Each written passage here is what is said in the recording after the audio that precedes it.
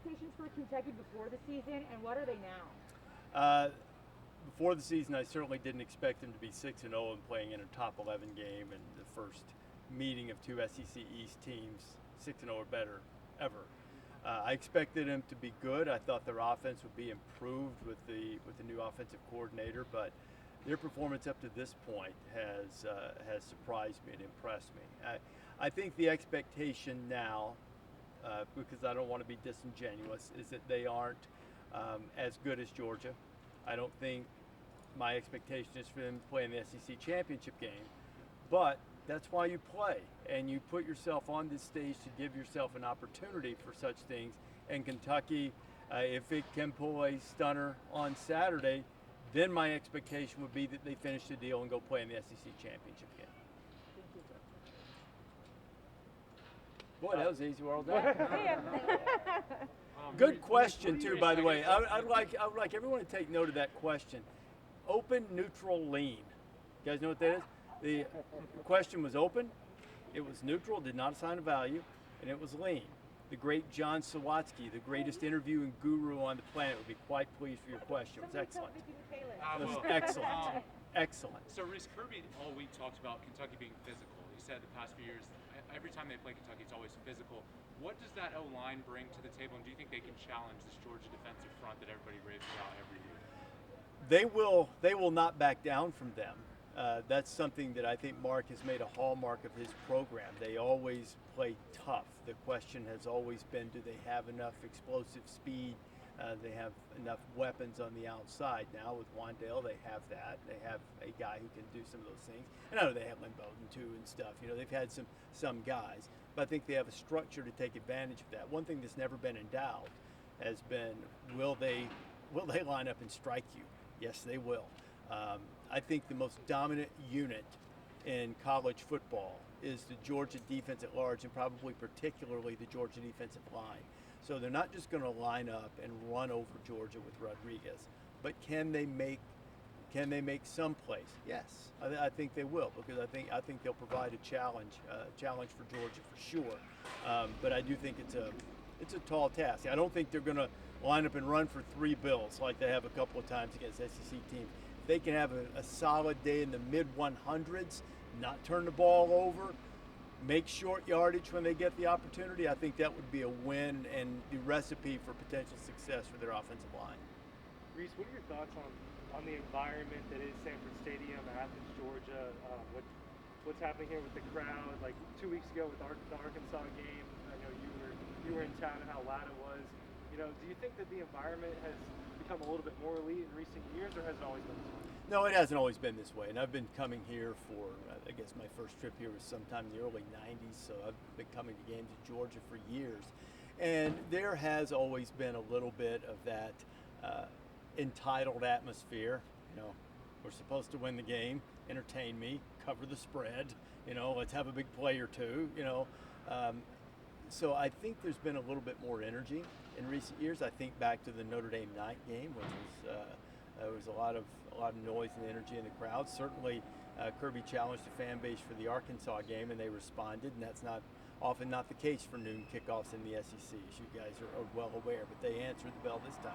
So I think there has been an improved atmosphere that's sort of gone hand in hand with having great players and having a lot of success. What are your thoughts on Will Levis kind of taking over this job at Kentucky and kind of leading them to a 6-0 record? And what do you think he has on the outside with Wandale Robinson and what they can do to beat some of these Georgia receivers, especially with Tyke Smith out for the rest of the season? Well, you're going to have, you know, sort of what we were talking about earlier. If you're going to move the ball against Georgia, you're not going to work it down the field with a Navy-esque 21-play drive, if you guys saw that last night. That's not happening. So you're going to have to get some chunk plays, some explosive plays. And I think what you have as Will Levis continues to grow and improve, he hasn't played a lot. I mean, he played some at Penn State and, you know, first season here in a new system. I think you're starting to see a little bit more comfort. I think as you continue to see more comfort, you'll see the turnovers start to drop a little bit, which is really key if they're going to have a chance against Georgia. But I think he's a big, strong guy who's a good athlete. He can hurt you a little bit with his feet. He doesn't back down from anything. And certainly Wandale is an elite player. Maybe You know, he is as good as any receiver in the conference and among the best in the country for sure, I think. So it's the recipe. He'll have to be big because they'll need to make one-on-one plays. Will's going to have to trust him. He's going to have to, I wouldn't say throw it into coverage because that implies making a mistake. But when it's one-on-one, he's got to give his guy a chance to win. And if he does that, I think that would be their best opportunity to try to knock off Georgia. Rece, I know we're only 6 games in, but how do you compare what Georgia's defense has done so far to maybe some of the best defenses in the last 10, 20 years? They're on target because they look the part, but they haven't been challenged by what I would consider an elite offense yet. And it remains to be seen, though that some of the stats look really good for Kentucky. It remains to be seen whether this is the challenge or not. But you got to also look the part. And when you talk about elite defense, what you want, Yeah, baby! What you want is a guy who can get after the passer and intercept passes in the middle of the air and score touchdowns on immediately, like 47 did. But I think right now you would be on track to compare Georgia to 2011 Alabama, 2011 LSU. People forget that because of the way they lost in the national championship game. But of this generation, this era of football, those are the two that come to mind in terms of elite defenses. Alabama 2016 was really good as well. So I think that's the bar. That's the opportunity for this Georgia defense. But you've got to prove it against elite competition. There's nothing to indicate to me from what I've seen watching that they can't do it. It's just a matter of when they get the opportunity to be able to do it. And they look, as I said earlier, they are the most dominant unit in college football, and they are the reason that Georgia is not completely immune, but most immune to being knocked off, to having some type of awful face plant, that you see, that we've seen across college football really for the entire first half of the season. What do you think makes them so special? They've got players. I mean, Yeah. Shane Beamer. Why don't you just re-rack the Shane Beamer Yeah. quote, man? They got 105 stars. They got a guy that's 360 pounds that they would like to weigh 340 pounds, and he's running 20 miles an hour on GPS or whatever he's doing. Chases down everybody. They've got multiple pass rushers. They've got ill-tempered linebackers who apparently have a disdain for other people in opposite-colored uniforms, and they've got athleticism in the back end. So they've got every ingredient, and they don't just have a front line. They can roll guys in as backups, and there's no drop-off. So every ingredient you would want to be elite, they certainly have. What's your favorite aspect of this job? You got a different city each week in the fall. Talking to you. Yeah. No, I'm kidding. Not that I really What is enjoy your it. favorite part of the job?